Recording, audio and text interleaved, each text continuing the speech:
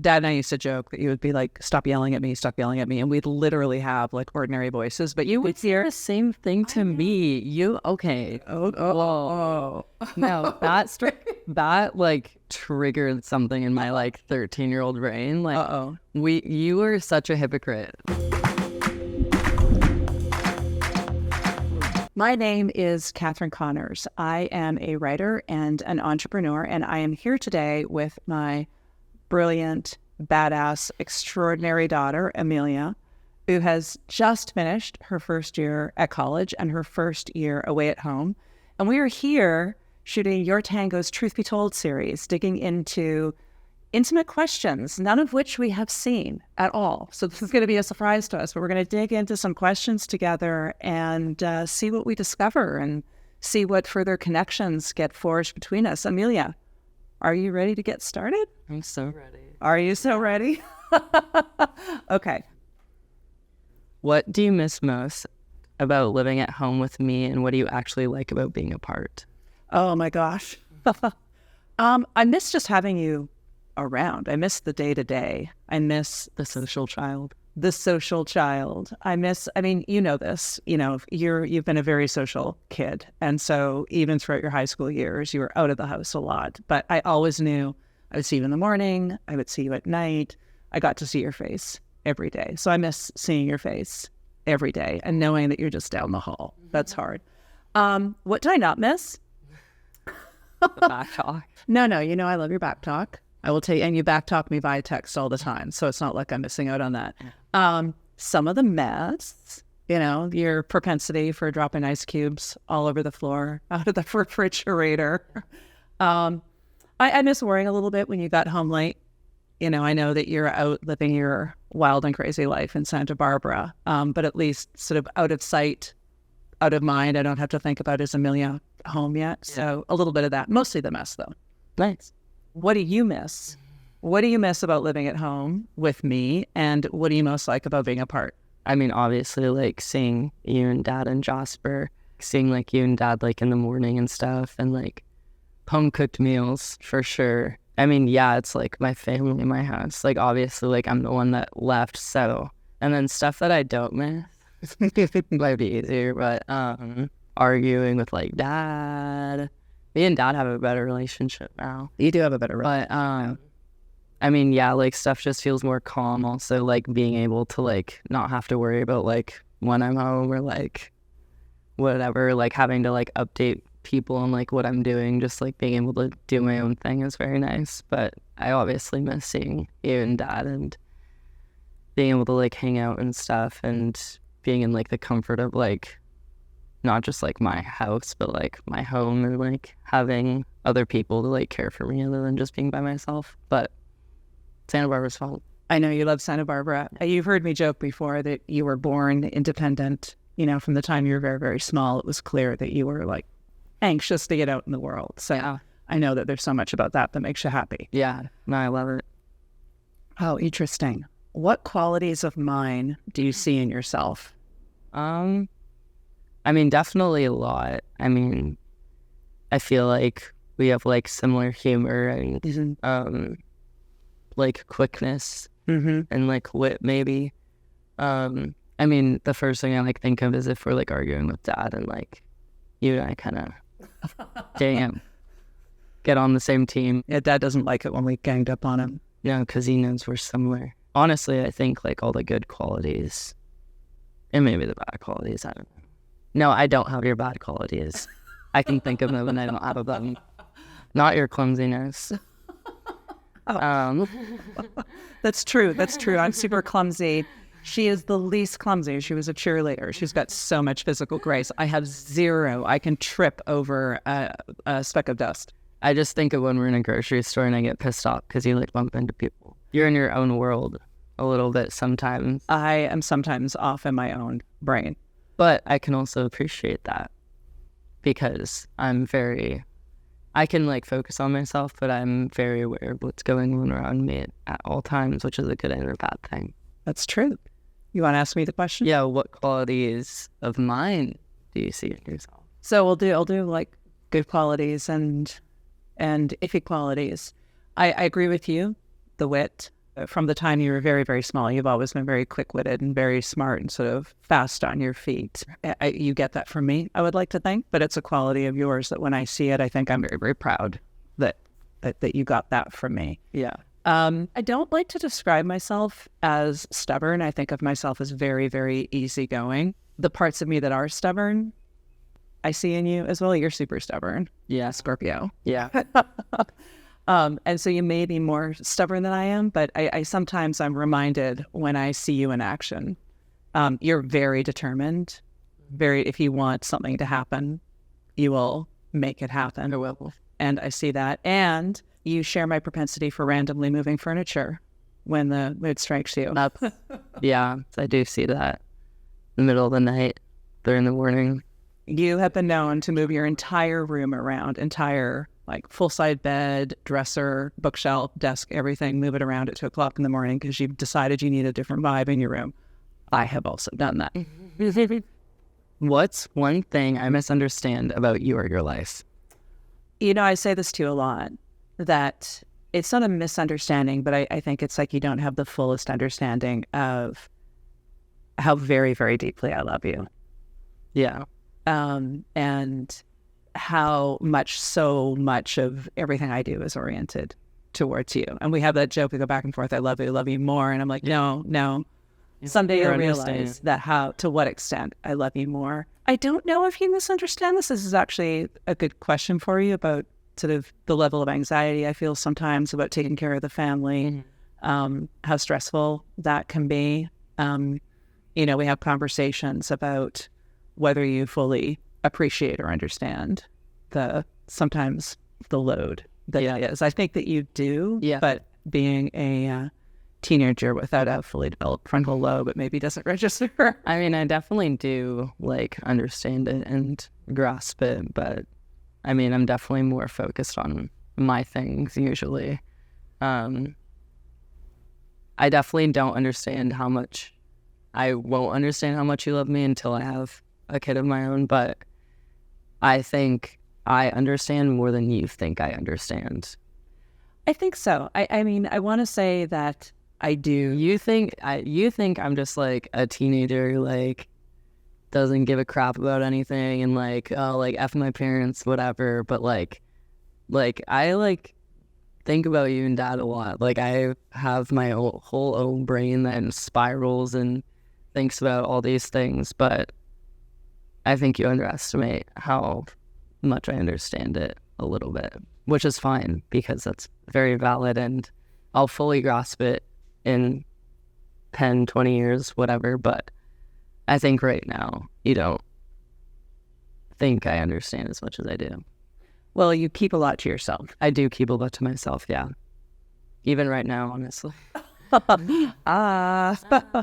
I mean, I guess I have like a lot of sympathy for you and Dad, like because of like everything that Dad's been through and everything that like you've been through like in your whole life. Like even just like in this past year, like it like crosses my mind a lot that like you lost your dad and your mom and your sister and like now our house and all this stuff that like I do think about it and like it like makes me like feel very sad sometimes, but like it's life kind of thing. But it's like stuff like that and like thinking about like our family and like everything else that's gone on like this year and all that stuff that like makes me like appreciate it and like love you guys more, obviously.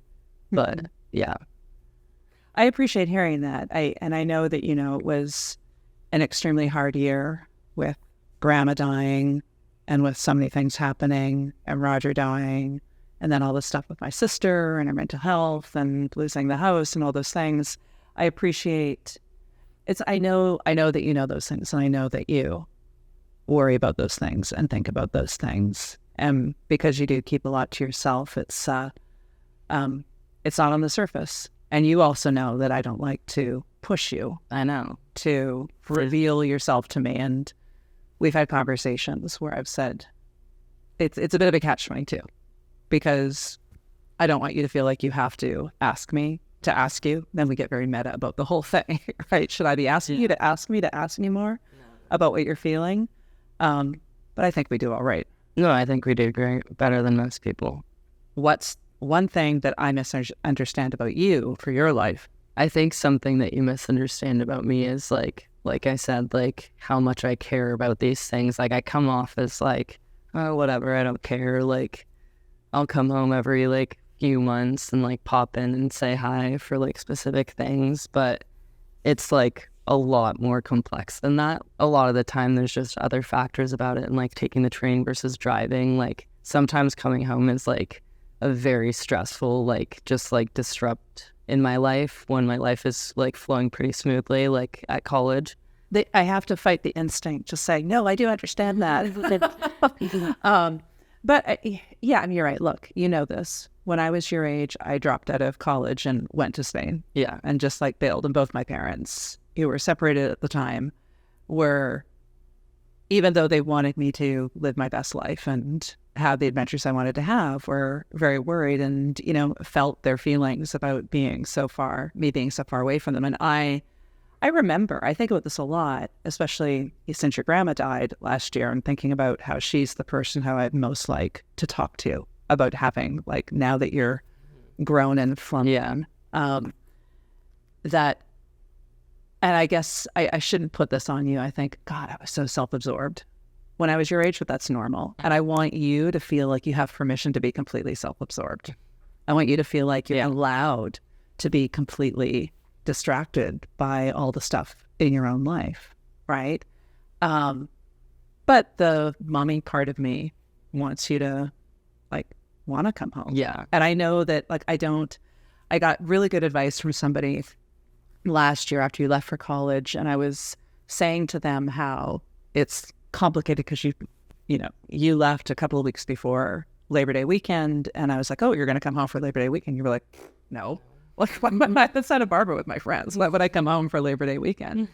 And I had to adjust to the, like, oh, she doesn't want to come home. And even though I knew, like, that's who you are and that's what I want for you, it was a bit of a transition for me. And a friend said, it's like, you should celebrate that, like, she's so happy, because there's lots of parents out there whose kids get homesick, and you would have all this different emotional experience around her wanting to be home but not being home. So celebrate it. So I do. That's good. I'm glad you do. What do you wish we could have done more of together when you were still a kid? We did a lot together when I was a kid. Maybe have you and Dad maybe be more involved with, like, sports. I took you to hockey games. You really wanted to be in hockey when we still lived in Canada. You were, like, clearly that high. It was very selfish of me, frankly. Being a hockey parent in Canada is a whole thing. Up at 4 a.m., Tim Hortons coffee. I was not interested. So you're right about that. You lived that hockey prodigy. I could have so had the, like, Toronto. You were 4-year-old little hockey lifestyle. You did the whole training with the LA Kings offshoot thing. And you heard they let you play with the boys because you were so good. What do you wish we could have done more of together during my childhood? No, honestly, we did so much fun stuff together. I do have some. Obviously, we moved. You were not quite 6 years old. We moved to New York, and you had your 6th birthday in New York, and that was all very exciting when we moved our family from Toronto to New York City. But I all of a sudden had a big job. I've been the primary breadwinner in our family. I've worked a lot. I've traveled a lot. I've been away from home a lot. So I sometimes have regrets about having not been in a different life. Maybe I would have, been able to be like your dad was the art docent at your elementary school. Mm-hmm. What would our lives have been like if I had been more of if I had been the stay-at-home parent instead of your dad? Yeah. Like, how I feel like you not saying that my dad is so smart, but I feel like you're too smart for that. Thank you. You're welcome. What is a small thing I do that you appreciate more than I realize? Oh, a small thing? Sending me DMs on Instagram. Yeah. I love it when you forward me a meme. I do. I love it. I love it. It's like our language. It's like... I like when you send me stuff. Wait. Yeah. No, I honestly, it's one of the things I love about living in the age of social media and the internet is that we have these communication channels. I love because it's like, what I find funny, and I feel like I know what you will find funny, and And then sometimes we send the like mopey emotional ones to each other. But I love our little Instagram back channel. It is funny. I love it in these moments when you say, you know, I'm really proud of you. You know, when, you know, we have a conversation and you say, you know, I want to, you know, maybe do something like what you do when I grow up. You know, that, I love that.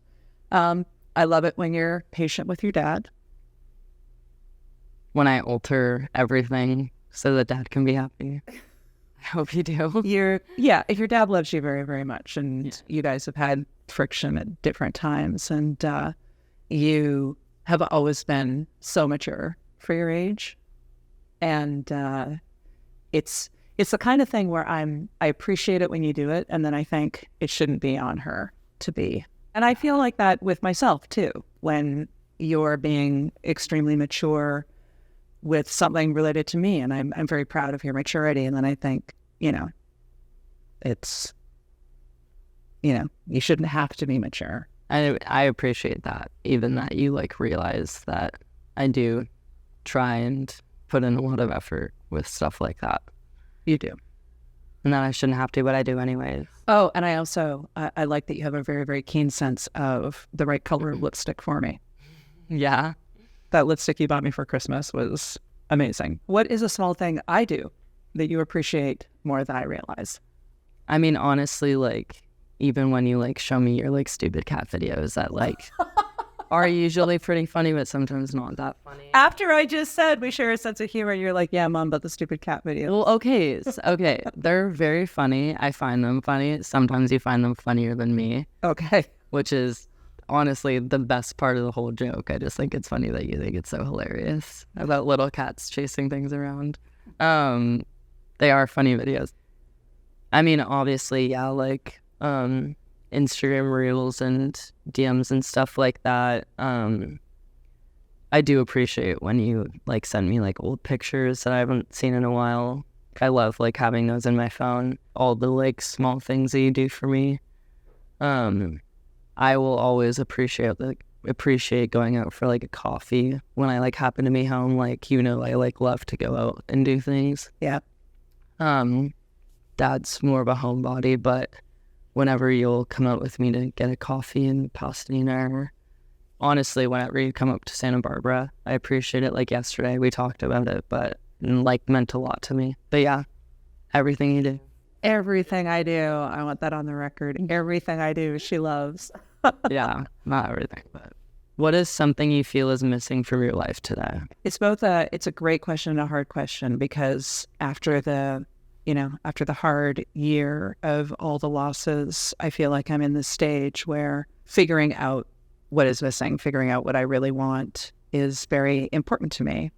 I would say maybe I'm missing time just for myself, time that is truly, truly just for myself, that I could devote more to my own creativity, which I'm trying to make space for. So much has like been lost this year that obviously like top of the head, like you're missing everything that we lost, but at the same time it's like everything that you've lost, yeah, it sucks, but it's life, and like new opportunities, like you talk to your psychic, new opportunities are coming. It is worth acknowledging, as a middle-aged Los Angeles woman, I do have a medium who I consult. She's brilliant. She's absolutely brilliant, and about what I would pay for therapy. So my friends all think it's very interesting. It is very interesting. She's a genius, and there have been a couple of occasions where I have been on the phone with Emilia saying, and my friends are in the room and they're like screaming in the background. Yeah. Yes. Yeah. So yes, Los Angeles, this is what happens to you when you're a middle-aged white lady in Los Angeles. You have a medium on call. But there's a part of me that would give anything to regain what I lost, and that I am missing my mom. I will miss our home when we move. There are a lot of things that fall into that category now of missing but can't be reclaimed. And as you said, part of the complexity in that is that having lost those things, other things have opened up. Having lost the job that I had means that other opportunities open up. Having lost my mom means that I have a future in which I am not having to plan around her coming to California and taking care of her, which I wanted very badly to do, but it means that the landscape is different for me. So I really love that you see that and recognize it. I do understand you. You do understand. Just don't voice it. What is something you feel is missing from your life today? I'm at like a very, very good point in my life. Like, moved into this beautiful house for a few months. Like, I have a job, but also like there's low points in my life where it's like do I get a better job, like adulting things. Honestly, like, this is a very, very, like, as sucky as this year has like been, like, I'm like at a very good point in my life right now, and I feel like I've like matured and grown as a person in the past year, like just in my first year of college. So I wouldn't necessarily like change anything or add anything. I don't feel like I'm really missing anything. Honestly, what I'm missing is that I need to start figuring out what I need and like what I'm missing so that I can fill it, because I don't know. 2 things about that. What? 1, I'm so proud of you. Thank you. And you're so young, you don't need to those things figured out. I don't know. Everyone's trying to figure out life and figure out how they want to live life and everything. I'm trying to do that. Yeah. No, I know. I am much older than you, and I'm trying. We're like going through the same thing. I need to I want to find a new job. You need to find a new job. We're moving. We are. Yeah. We're at similar life stages. We are. How about that? Yeah. What is something you are naturally good at? I think I'm naturally pretty funny. You are naturally pretty funny. Yeah. I'm kind of surprised with this. I would have thought You would have thought I'm naturally good at sports. You're not. I mean, yeah, but like, I don't know. I'm not doing a lot of sports right now. I'm naturally pretty athletic. Yeah. What is something that you are naturally good at? I often say my sense of direction. I have an uncanny ability to be able to find my way. Yeah. Wherever, anywhere I am at any time. And naturally, I'm very smart. I'm Whoever smart. that natural intelligence, and it actually took me a while to figure out that that was something that I was naturally good at. I was a keener student, in high school and in college, even though I dropped out multiple times. It took me a while to get comfortable with the idea that the intelligence, even though that it wasn't just about me working hard at it, that it was something that I could rely on naturally. Yeah. What's one time in the past year that you really missed me? I really missed you on Mother's Day. Yeah, I feel really bad. I was hesitant to say the truthful answer because I knew it would make you feel bad, but I did. I really missed you. Mother's Day was the year anniversary of my mother dying. So it was both Mother's Day, special for me, but also, the year anniversary of Grandma dying. And, that was hard for me. And you were making a special effort to come down and then couldn't come down. And I was sad. I felt really bad about that. I know that you did. What's one time in the past year that you really missed me? The first thing that comes to mind is this week, just like having to run around to fix my phone and was FaceTiming you a lot, just like super frustrated and stressed out. So I definitely missed you a lot this past week and the week before. I missed you on Mother's Day. Obviously, I felt really bad that it didn't work out and then I couldn't come down, but I miss you every day, even when I don't think about it. Which I'm grateful for. I want you to always feel like you can and should, when you feel like you need your mom, that you can call at any time. I will always, if I'm near my phone, pick up the phone. I laugh when I say that because I know you feel like I don't pick up my phone. It's not even like I don't think like the world. Me and Dad, like, we'll be like, oh, can someone get a hold of Mom? No, probably not. I know. You're right. How do you think our family has challenged traditional gender roles? You've been like the breadwinner in the household and obviously making a lot of money, and I think that's like tough on Dad, but I hope he enjoys being a stay-at-home dad. That's definitely the biggest thing. It is. It's a huge thing. it's a huge thing that your dad was willing to leave behind his TV career to be a stay-at-home dad. The challenging of the gender roles, I love that we've been able to model that for you and Jasper, that both you and your brother got to have a mom who worked hard and took care of the household, and that you got to experience having a dad devote his attention to you guys, like being a class parent and an art docent and yes, doing all the things. I'm proud of that, both for you and for your brother to see, a different version of masculinity and a different version of femininity. How do you think our family has challenged traditional gender roles? I think traditional gender roles have been somewhat reversed with you and your brother, right? You are sporty, you're strong, you play hockey, you ride dirt bikes. You are you love risk taking, you love adventure, you're tough. You're all the things that people often associate with sort of masculine traits. And your brother is very sensitive, and I love that. Your brother has said that it's been a while, but he used to say that his plans for when he grew up were to live in a house next door to me and your dad, and to also be a stay-at-home dad. That he wants to design games and he's going to be a mathematician or something. But for a long time, he modeled his future on what he saw Dad and I doing, and I think that's kind of lovely. It seems very of the time, and it seems very modern and empowering, but it's hard. You've seen it be hard for your dad and I. But we did it. You did. Good job. Thank you. You're welcome. This one. What is something I do that annoys you? Oh my gosh, what is something you do that annoys? I'm so excited. You're so excited for this answer? No, for you to ask me this question. I do so many things that annoy you. What do you do that annoys me? Well, when you were living at home, you were a bit messy. I think that's sort of standard teenager messy. Yeah. The propensity for dropping ice cubes all over the floor. Or not even acknowledging the fact that I dropped any ice cubes. Or not acknowledging leaving garbage in your room.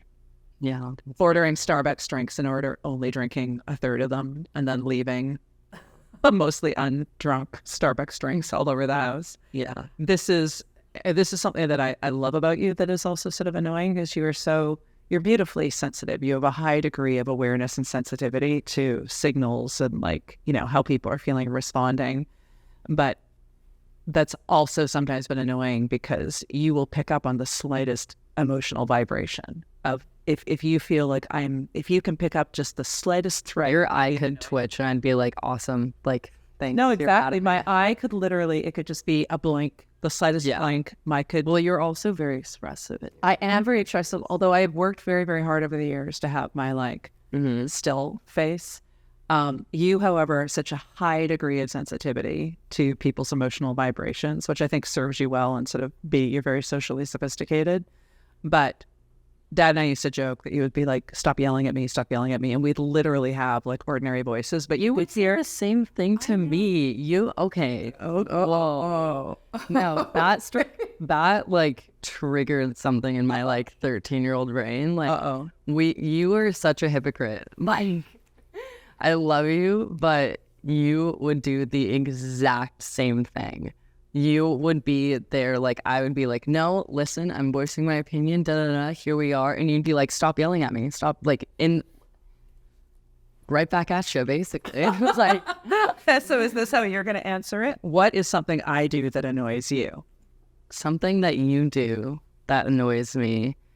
The grocery store thing, not being spatially aware. We'll be in the grocery store and she'll be on her phone or just browsing or whatever, and I'll be usually pushing the car or something, and I have bad road rage when I drive and even when I walk, and so I'll never be mean to someone, but like I'll like be aware of like where people are walking and kind of, you know, it'll piss me off. And so like, but I'm like very spatially aware, like I'll like move or like kind of make sure other people move for me, whatever. You will just be in the grocery store like backing up to get a better view of all of the things you're looking at right into somebody or into somebody's cart, or the cart will be in the middle of the walkway. Not very spatially aware. It's honestly kind of charming. He'll go, Mom, oh my God, Mom. And you're like, what? And I'm like, dude, like, look up, look around. There's other people in this world. And honestly, like, I'll bring it up now. But when I called you a pick-me mom a few years ago, you just being like, I'm such a terrible mom. Like, you don't love me. Like, sorry I do all this, like, whatever. And I'm just like, okay, well, I am appreciative of it. But when you put it that way, maybe I'm not. Like, to be clear, so I will acknowledge that I might have in the moment gone a little hard on the guilting you with the fine, I'm a terrible mom. But it wasn't as over the top as you were describing it. If I had the thought to call you a pick-me mom, which is such a burn, which is like, took me a while to recover from this one. It was just it. One time Dad said I was acting like a bitch, and I took it as I was being a bitch, or like whatever technicality it is. In the moment, you were I know you're not a bad mom. I know you take pride that you are a very good mom and that you and Dad are very good parents, and I'm very grateful for it. But in the moment, you were being a pick-me mom by, I'm such a terrible mom. Like, obviously you're not. Like, that's why I was pissed off. It's because I was like, you're like actually like one of the best moms ever. You're one of them. Well, I mean, like, you know what I mean by that. You know what I mean?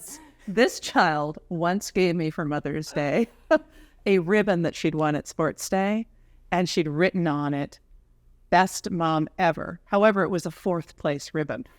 4th place. Okay. Best mom ever. It's like, you're supposed to say you're the best mom. And now I'm being a pick-me mom, aren't I? No. Okay. It was, I promise you, it's just the instances where you're like, I guess I'm just a terrible mom. Whatever. That's when you're a pick-me mom. In what ways do you hope my life is like yours when I grow up, and how do you want it to be different? I want your life to be full of adventure. Actually, I wrote a post a million years ago when you were very young about grappling with my desire for you to have a life of adventure, wanting you to take risks the way I had. My parents loved me and were so supportive of me, but I know that they were always anxious when I was in my risk-taking phases of like leaving home, going up to Europe, taking off to here, taking off to there. They always wanted me to not play it safe. But it was always hard for them when I didn't play it safe. And I wrote a post on my blog that I just called Achtung Baby, like warning baby, about how I really wanted to hold space for you as a mom, for you to feel like you could take risks, that you could be a risk taker, that I wanted to be okay with you going out into the world and doing things that might make me nervous, because the things I'm most proud of are the things that would make people nervous. Like going off to Europe by myself when I was probably way too young to do it, asking a partner to leave his country and move to one of the biggest cities in the world to be a stay-at-home dad, leaving Disney. I've taken a lot of risks in my life, the startup, and I'm proud of the risks that I've taken. And you are a born risk taker. You are so brave. You have such determination. You're so fierce. And I don't take credit for that. What I'm proud of is having, I think, given you a lot of space to, ride a dirt bike young, play hockey, do death-defying stunts as a cheerleader.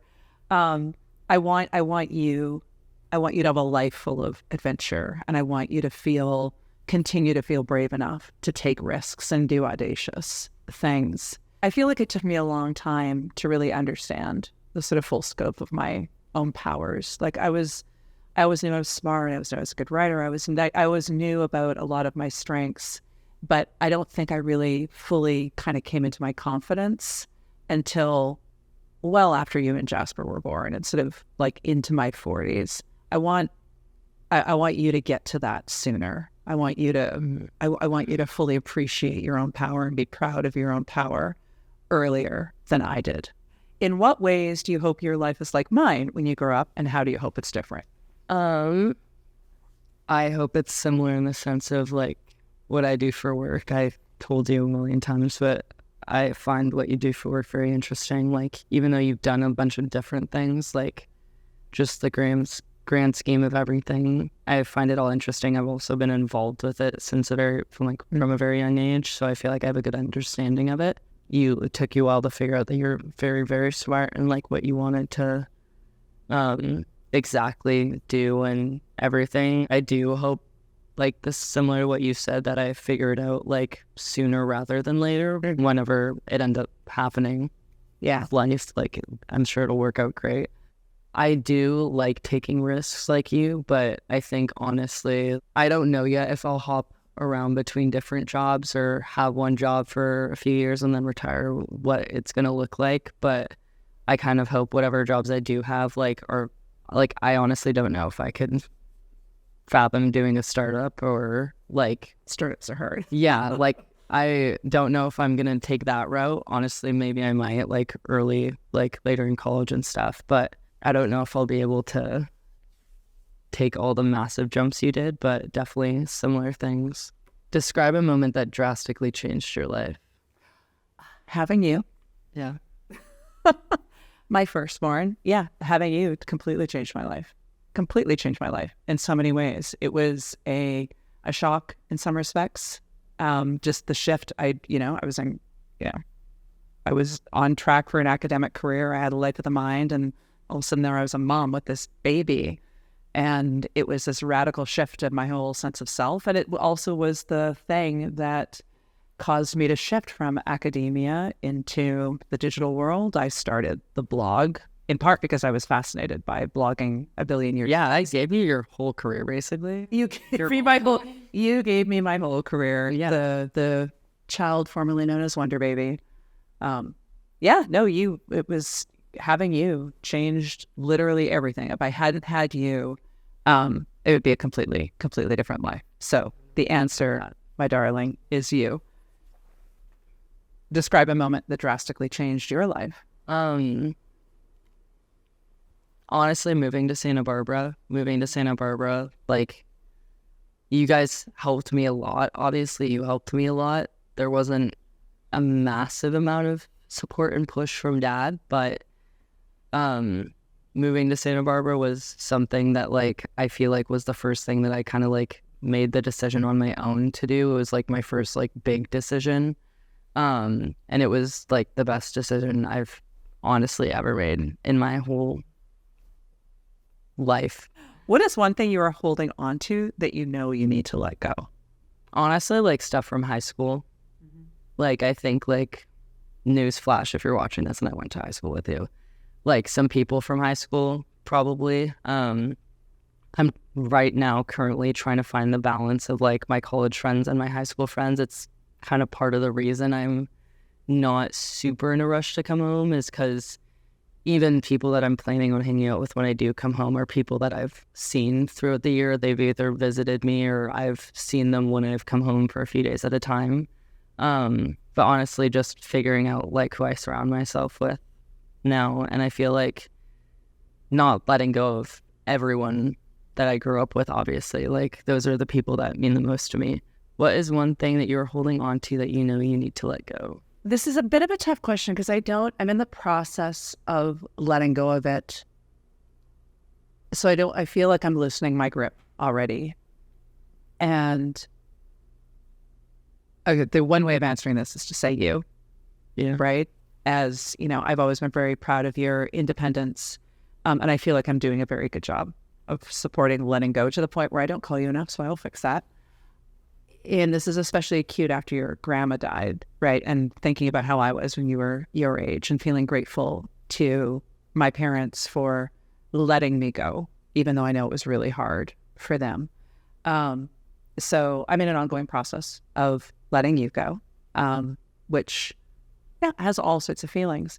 And then the other personal thing that I'm in the process of letting go of is ambition in the capital A sense. A very dear friend of mine wrote a brilliant book that was published very recently called Ambition Monster. And it was really timely because it was a reminder of how difficult it can be, how much pressure we put on ourselves, especially as women, to be successful in certain ways and to prove ourselves in the world. And I'm trying to let go of my need to prove myself to anyone other than myself. So that comes with things like giving myself space to explore what would it look like if I wrote a novel, right? What would it look like if I did things because I love them, not because I'm good at them, just because I'm good at them, or because other people ask me to do them, or because they're going to keep me on this arc of, I've had an extraordinary career, I've done really extraordinary things. And there's the part of me that's like, well, you have to move on to the better thing and the bigger thing and be even more impressive. And I'm learning to let go of that, to have it be less about what other people think of what I'm accomplishing and more about what I want to accomplish myself. So that's like ambition for me as opposed to ambition according to what society thinks that a successful woman does. What is something you think we could do together now that would improve our relationship? I mean, I like when you and I go on trips together, like when we went to New York, like I feel like that brought us closer together. I feel like another you and me trip, I'll always go to the spa with you or get facials or anything like that. But I mean, we spend all of our you and me time is always very good, and we do fun things and it always brings us closer. But honestly, just continuing to do stuff like that. Maybe different things now that I'm getting older, but similar, same idea. What is something you think we could do together now that would improve our relationship?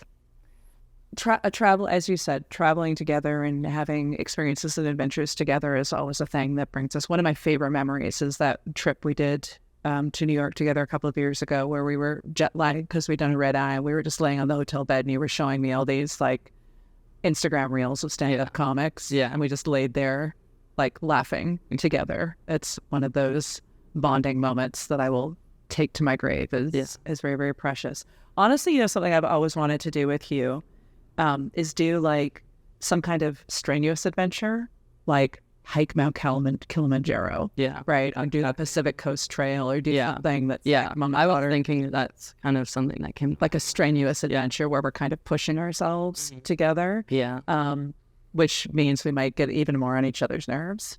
Right. But I think it would be a cool thing. Yeah. I think it would bring us closer in a different way to do something where we're both tested in some way. Yeah, definitely. Sounds fun. On the bucket list it goes. On the bucket list. Describe how your mental health has affected your life and how it still does now. Your grandfather, my dad, had mental health issues. He had anxiety disorder and depression. His mom, my maternal grandmother, who I never met, was schizophrenic. Literally set her house on fire and died because of it. So mental health, and you know that my sister, your aunt, was severely mentally ill. It's been a big... Mental health generally, mental health of others, has been a big thing. It's just been a big thing. With my own, I never really considered myself as grappling with mental health issues, even though I was so adjacent to them with, my dad and, his mom and, my sister, until I was pregnant with you. And I was diagnosed with an anxiety disorder because I was having panic attacks during the pregnancy with you. It's like foretelling. And then I was diagnosed with postpartum depression and even more severe postpartum depression with Jasper. And so two things I'll say about it.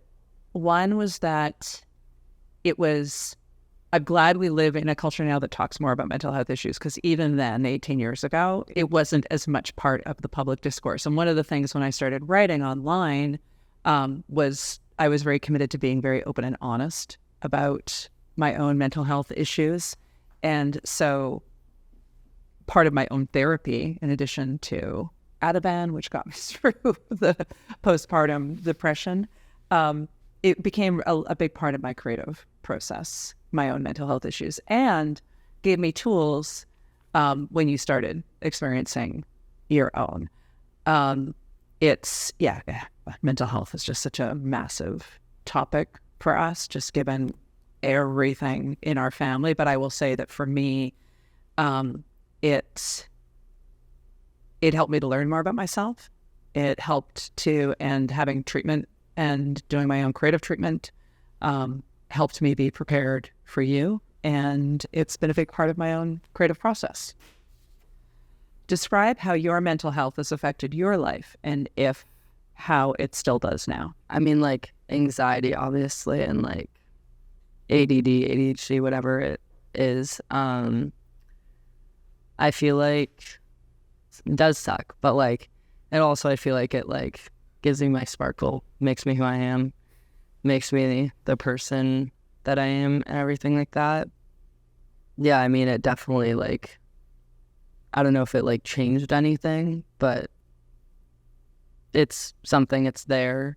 I deal with it. Yeah. I like, sometimes I think about it deeply, sometimes I don't. And like, it's just part of life. It's part of who I am, I guess. Part of my personality or persona. When was the last time you saw me cry, and how did it make you feel? Oh, I never cry in front of you. The last time I saw you cry, or the notable time, was when we were on the plane back from Canada after Grandma's celebration of life. And you told me that you had had feelings about the fact that I'd been gushing over Sophie, your cousin, my niece. I forgot about that conversation. I'm sorry. We were on the airplane, and I don't even know how we started talking about it, but I was very proud of you because you chose to express that you'd had like feelings, that you felt away. For context, when my mother died last year, it was in Canada and Emilia was here, like literally, it was the night of your prom. I was in Canada, and your cousin Sophie was able to join me in the hospital a number of times. And at your grandma's celebration of life, I was thanking Sophie very, very effusively after a few glasses of wine. Like grief and wine. And I was thanking her very, very She was basically saying, oh, she's like my daughter. She's been so much help. Praising Sophie. Sophie is amazing. Sophie does not deserve... She deserves everything in this life and more. She's awesome. Like, I'm so happy that she is like a second daughter too. All of the cousins are, and that's awesome.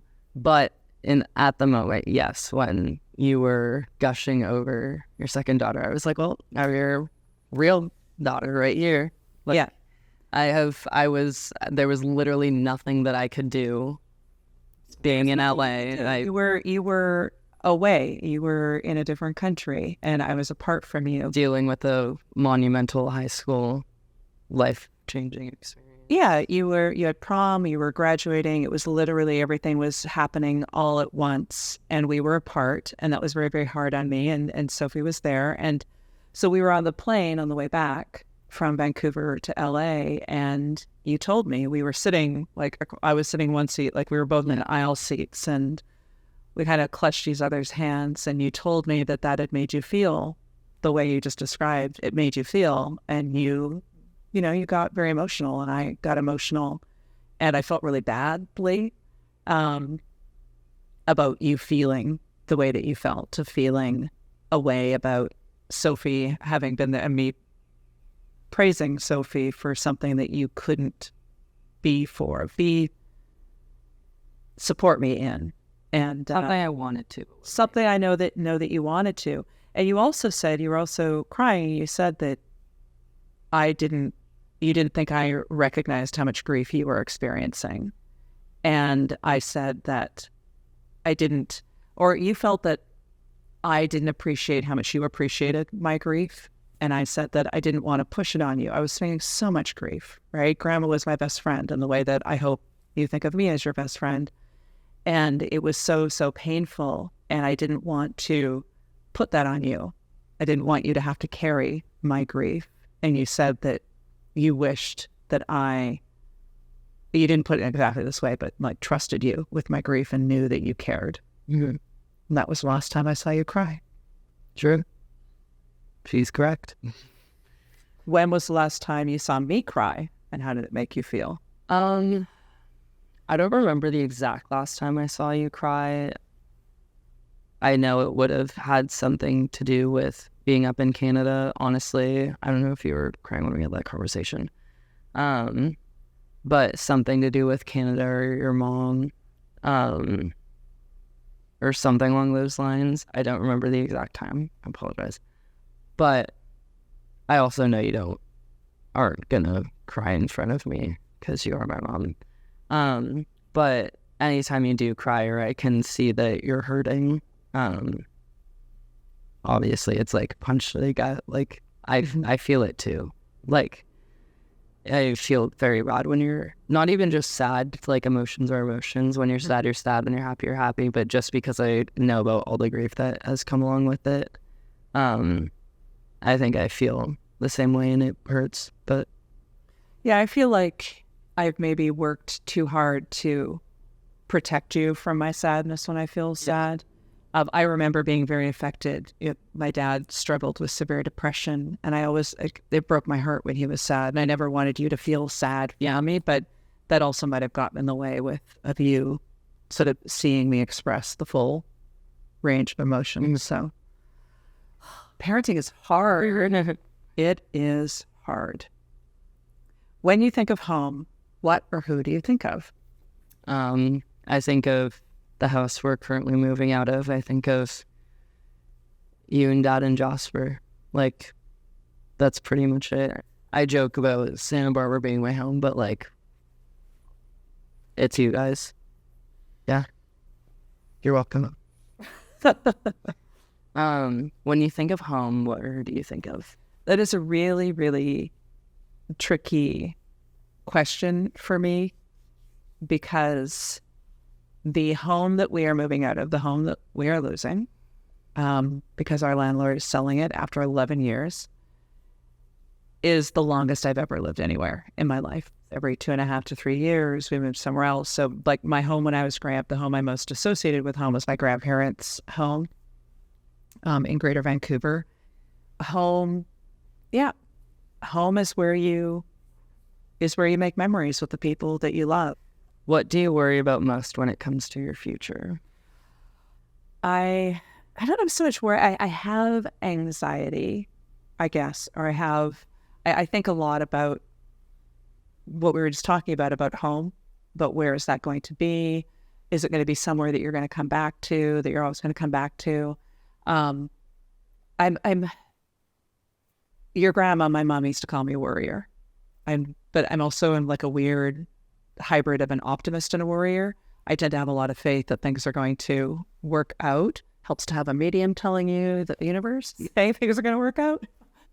Apart from all the things in the world, I think I have the bog standard anxiety about wanting to keeping my fingers crossed and doing everything I can to continue to help create a great future for all of us. Like I want to continue to be able to support you and help you achieve your dreams. And I worry about making that happen. I worry after this year of loss, of things continuing to feel unstable. Part of the growth of the last year has been, it was just all the worst stuff happened last year. All the worst stuff happened. And I'm okay. And I feel like you're okay. So that has gone a long way to alleviating worry. What do you worry about most when it comes to your future? Honestly, that I'll just be like successful enough and like be able to, I mean, like the question before about like gender roles and everything like that. Like, I feel like I put not directly, but like indirectly a lot of pressure on myself that I need to like be the breadwinner of the family and like make all the money and like I don't like directly think about this, honestly. I haven't thought about it till now, but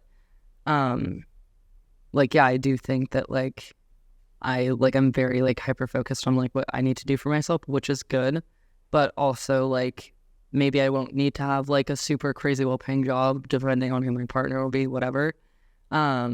but yeah, like I worry about making sure that I'm successful for myself and can provide for my family and also for you guys. Like, I don't know, even if I've told you, but like there's a million things that I'm gonna like pay you back for when I have like a salary job or whatever. But yeah, honestly, just how successful I'm gonna be. Like if I'm gonna end up getting a degree in school, if I'm gonna end up doing something else, like it really is just like hoping that things work out and that hoping that I choose the right things. Yeah. I keep telling you, you don't have to pay me back for anything, but you do need to take care of me in my old. No, yeah, exactly. What advice would you give me that you think could make a big difference in my life? I mean, I'm always just gonna be like, oh, to worry less or whatever. Not be as stressed out. I think honestly, like, I think you and Dad need to like go on a trip. Honestly, like, Dad is a very stubborn person. Like, me and Dad are very similar. I understand him to a certain point. I feel like Dad has just like so many things built up that he just needs to like release. And I know you're very good about releasing energy, but I feel like if you help him with that, like I feel like if the two of you are more on the same playing field, like that would make things a lot easier for you. I feel like it's something that you don't think about a lot, but might be in the back of your head. I don't know the ins and outs of your and Dad's relationship, but just from what I see, I feel like you guys need some you time. I think that's right. Honestly, just like relax a little bit. I mean, I know you've had time to relax, like in between jobs and all that. But don't be like, sorry, I just laughing because it's like I could have. relaxing in between jobs is. Well, I mean, like you've had a second to. I have had a second. It took me a minute though to stop. Where it took me honestly like 3 months. Yeah. After the layoff to like. Yeah. Start like chilling and going. You know what? It's gonna be okay. Yeah. Exactly. What advice would you give me that you think could make a big difference in my life? You may not need this advice, but trust in your own powers. Trust in all of your natural gifts. Trust your intuition. I've been really good at that. I've been right a lot of times recently about my intuition. Yeah, you need to. It took me a long time to get into a decent relationship with my intuition, a very, very long time. Trusting your intuition. Understanding that your sensitivity is a superpower, that your ability to read people and to like navigate, sort of sense all the stuff. Like it's a superpower. It's a super intelligence. Your social intelligence is extraordinary, and trusting that, like when it's, in good ways and bad, and going easy on yourself, that you're hard on yourself a lot. I think giving yourself some grace and giving yourself some self-care and self-love and saying it's okay, however things end up being, that you don't need to be everything and save the world, that you're going to do amazing things no matter what. What is my most beautiful quality as a person? Your most beautiful quality as a person, that you have this absolutely massive heart that you carry so carefully, that you have always been, you're tough and you're strong and you're determined and you're stubborn, and you have this massive, massive empathetic heart.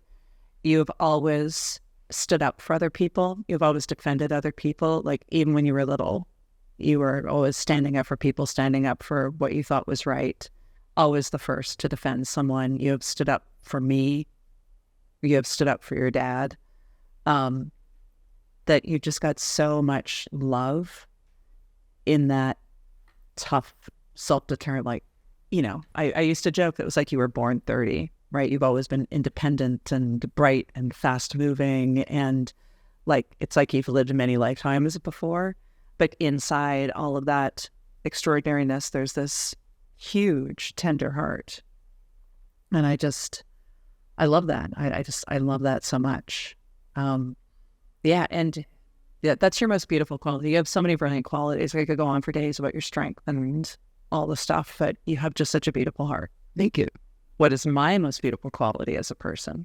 I don't know if I could pick one. You're very smart.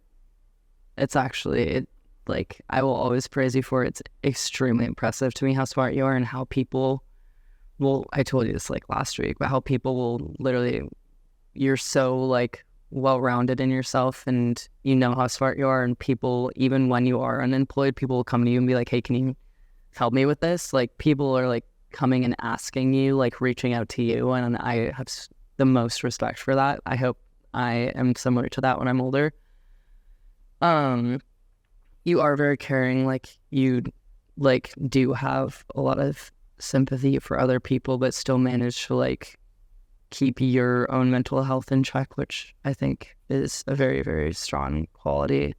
And you're also just a really good mom. Yeah. Thank you. Pick me moments aside. That one moment, literally one. The one moment. And what is something you love about me that I may not love about myself? So here's what I would say. I would say that I love the parts of you that are, I love your anxiety. And I want to frame this in a careful way, right? Because it can be a tremendous burden. I think, as I've told you before, I think your anxiety it's a lot of things, it's clinical things, but in some respects, I think it's an element of your acute sensitivity about how in tune you are to the world, about how receptive you are. You're constantly receiving like all sorts of signals, and I know that they can be overwhelming for you and they cause your anxiety, but I love so much that you are such an open human being that I feel like you do sometimes put on a very tough armor, but you've never become impermeable, if that makes sense. Like, you've never become so tough that you're not, that big heart that I talk about doesn't shine through. I think that that's probably a part of yourself, that it's anxiety that, you wish you didn't worry as much. You wish that you weren't reactive, or that you wish you didn't, weren't inclined that way. And the ADD, the stuff that's like makes you sparky and fast and super intelligent. I think there are a lot of things that you might think of yourself as that they're obstacles or they're challenges, but they're part of what makes you such a beautiful human being. I love that you are this fascinating mix of tough and soft. I bet all those pictures of you with like the motorcycle helmets from like dirt biking and playing hockey, but also a cheerleader, and like you're super tough and super feminine and super smart, but super soft. Like, I think you're a super, super complex mix. And I hope that you appreciate that the complexity is part of your magic, that you don't have to pick or be any one thing. What is something you love about me that I may not love about myself? I honestly don't know what you love and don't love about yourself. I don't know if you give yourself enough credit for how good of a mom you've been and are to me. And I'm honestly like, yeah, like my mom pisses me off sometimes, but like nothing to complain about. Like, I honestly have pretty great parents. Like, just like I've never like honestly like been a part of that conversation of like not hard home life or anything, because there has been some hard moments like with me and dad, and even me and you and dad and whatever. But yeah, I don't know if you give yourself enough credit for being such a good mom. And yeah, I've never had to dish out to my friends about like how sucky family stuff is. There's other family stuff that sucks, but not with you and dad or anything like that. Yeah, that you're such a good mom. I don't think you realize that enough. And then also even just about like how hard you work. Like, I have so much appreciation and respect for how hard you work, and I think sometimes, like you said, like you wish you like didn't work as much and that you could be a stay-at-home mom, but I feel like you balance it out perfectly. Thank you for that. I think every parent, every good parent, I don't really believe in the label, worries about being a good parent. Like it's part of parenthood, especially as your kids get older. Like, especially it's a big piece of you turning like 18 and leaving home and going to college is when you hit that moment of, oh my gosh, like my work is functionally done here. Like it's kind of a shock to the system to be like, oh, well, I don't, like, there's not more for me to do. And it can feel like, wow, like it can cause, it's one of the things that I wish your grandma were still around for you to talk about how whether she felt this way, when I left home, whether she had regrets, whether she felt like she'd done enough, what she would have done differently. And I like, honestly, I don't think there's much that I would have done differently, but I look back on it and I sometimes wish for more time with you. Yeah. I wish, I wish I had 18 more years to parent you, even though I'm so excited for you to go out into the world. I know that, my blog was called Her Bad Mother.